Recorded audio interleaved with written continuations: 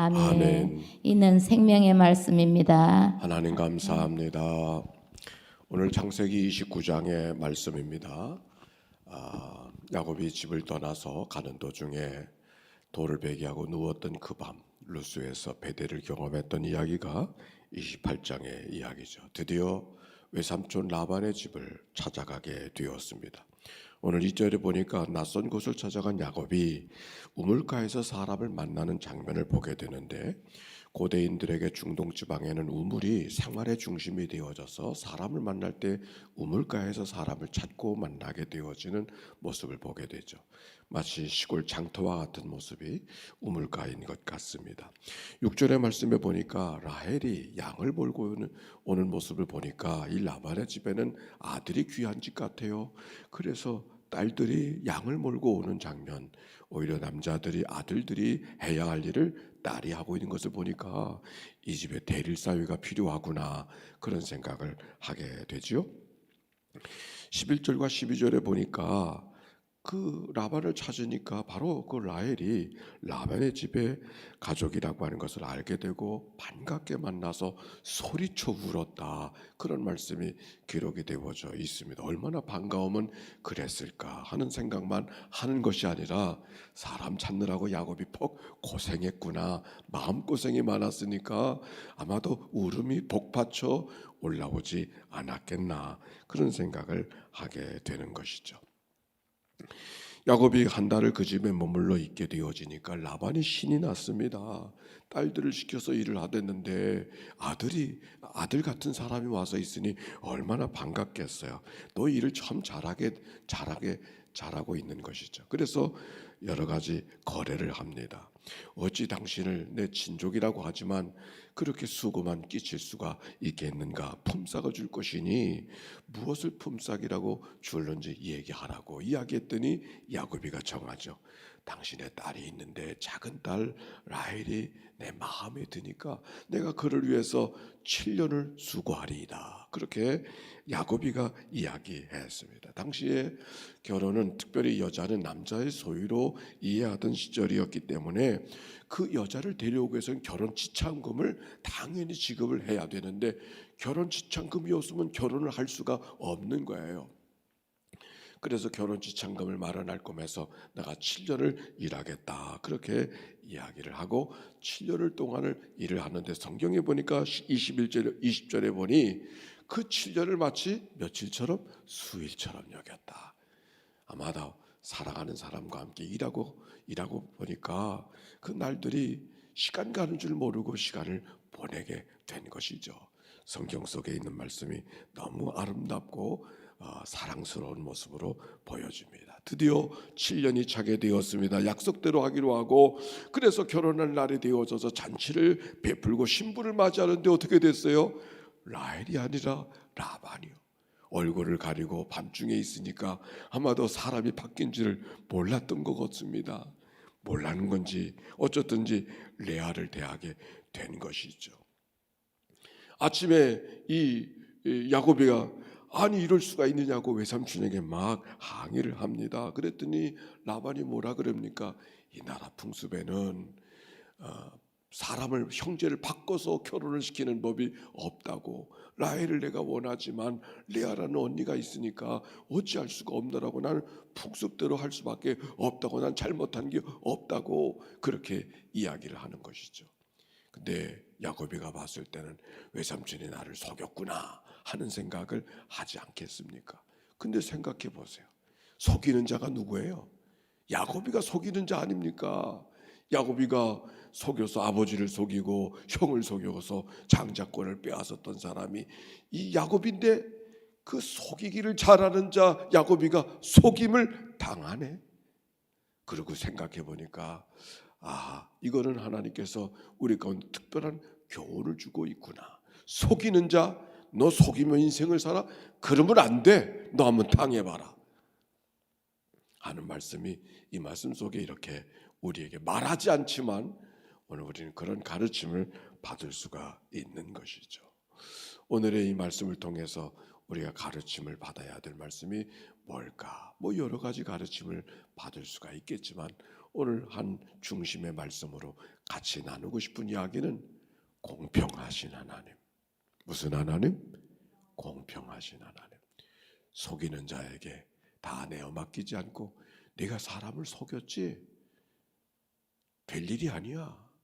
그래서 그에게 그가 원하는 대로 되지 않고 속임을 당하는 그런 모습이 오늘 성경 속에 있는 모습을 보게 되어집니다.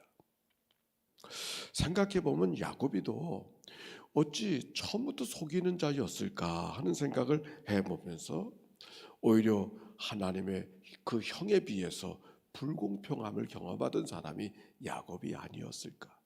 형에서는 사냥꾼이고 남자다웠지만 그렇지도 못하고 또 아우로 태어나게 되어지고 또 유능하지도 않고 더욱이 아버지 사랑을 받지 못하는 그런 열등한 모습이 야곱의 모습 속에 있었죠.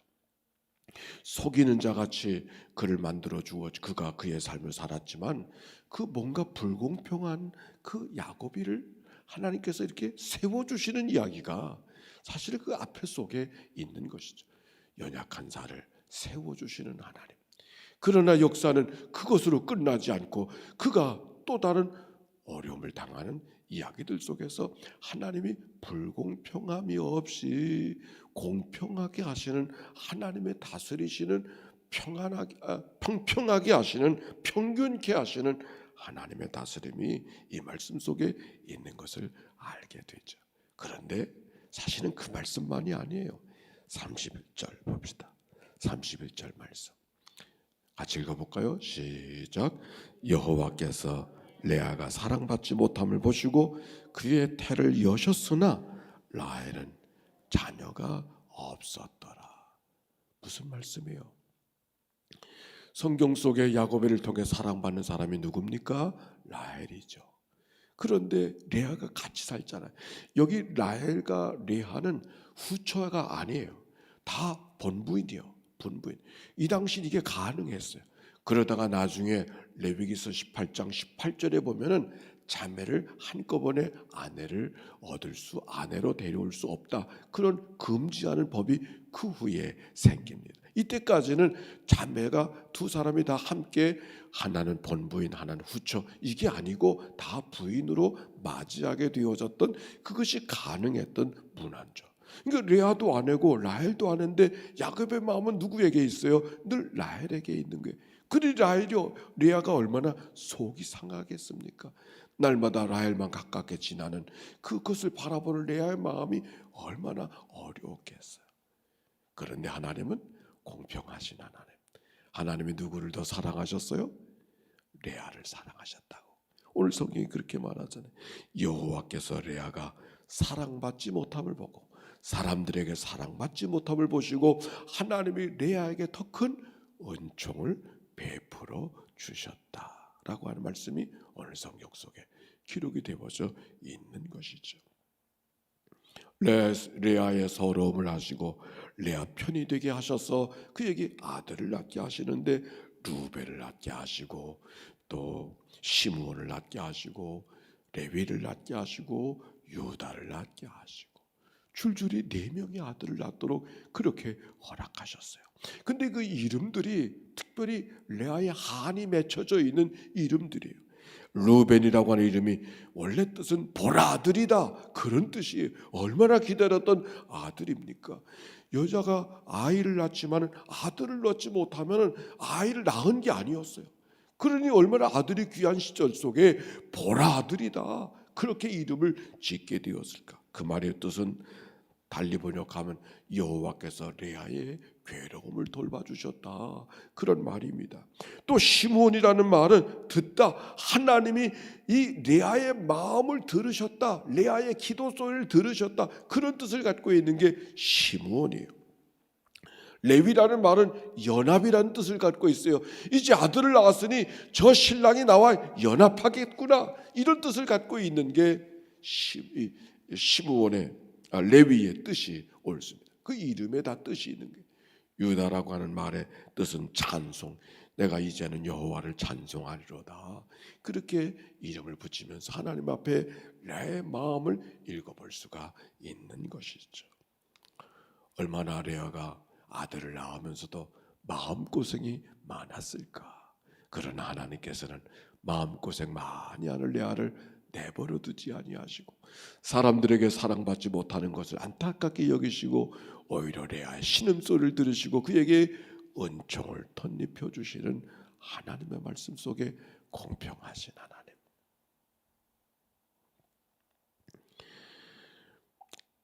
데살로니가 후서 1장 3절 이하에 보니까 이런 말씀이 있어요. 형제들아 우리가 너희를 위하여 항상 하나님께 감사할지니 이것이 당연한 것은 너희의 믿음이 더욱 자라고 너희가 다 각기 서로 사랑함이 풍성함이며. 데살로니가 교회가 핍박과 환난 속에 있었습니다.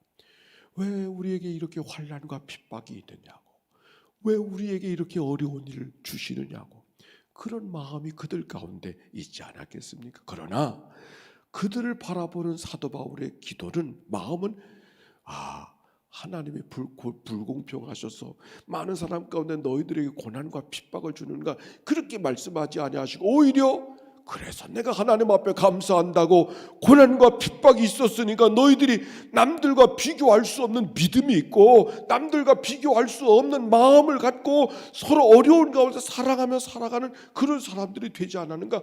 나는 하나님 앞에 그래서 감사한다고. 그게 데살로니가 후서 1장에 있는 말씀이에요. 너희의 참는 모든 핍박과 환난 중에 너희의 인내와 믿음을 인하여 하나님의 여러 교회에서 우리가 친히 자랑함이라. 너희들의 믿음을 자랑할 수 있게 된 것은 바로 내가 너희들을 잘 가르쳤기 때문이 아니라 너희들의 고난과 남들이 받지 않아도 될 핍박을 받았기 때문에 오히려 너희들의 믿음이 성장한 거야. 그래서 나는 하나님 앞에 감사해. 내가 너희들을 자랑할 수 있어. 그렇게 말하는 거예요. 공평하신 하나님. 우리가 때때로 왜 나만 고난이냐고, 왜 나만 이렇게 힘들게 인생을 살아가야 되느냐고 말하지만 공평하신 하나님. 아직 말할 수 없어요. 아직 말할 수 없어. 그 고난과 역경이 무엇을 위한 고난과 역경인지 판단하지 마라. 아직은 판단할 때가 아닌 거죠. 오늘 성경은 그것을 말하고 있어요. 라헬이 다 이긴 것 같아도 라헬이 이긴 게 아니요, 레아가 이겼어. 하나님의 사랑이 그에게 덧입혀 졌으니까 말이죠. 성명이라고 하는 사람은 훌륭한 시인이고 훌륭한 신앙인이지만 태어나면서부터 뇌성마비에 걸려서 그의 늘 기도는, 하나님, 난 어떻게 하면 두 손 한번 모아봐서 기도할 수 있을까요? 난 어떻게 하면 똑바로 앉아서 무릎 꿇고 기도해 볼 수 있을까요? 그게 기도잖아요. 그분의 기도잖아요. 한 번도 손을 한번 모아보지 못하고, 한 번도 무릎을 꿇어보지 못하고, 한 번도 제대로 걸어가 보지 못했던 그 송명이라는 사람의 글 속에, 그런데 그가 나라고 하는 제목의 시가 있는 거죠. 남이 가진 재물 없으나, 난 남이 가진 지식이 없으나, 난 남에게 있는 건강이 있지 않으나, 난 남이 없는 것 있으니, 난 남이 못 본 것을 보았고, 난 남이 듣지 못하는 음성을 듣고, 난 남이 받지 못하는 사랑을 받고, 난 남이 모르는 것을 깨닫고 사네. 공평하신 하나님, 나 남들이 가진 지식 없지만 공평하신 하나님이 나 남들에게는 없는 것을 내게는 있게 하셨네요. 언제 두고 기억해도 참 아름다운 시죠. 오늘 질문입니다. 오늘도 나는 공평하신 하나님을 믿고 의지하며 살아가고 있는가? 오늘의 질문입니다. 묵상하십시다.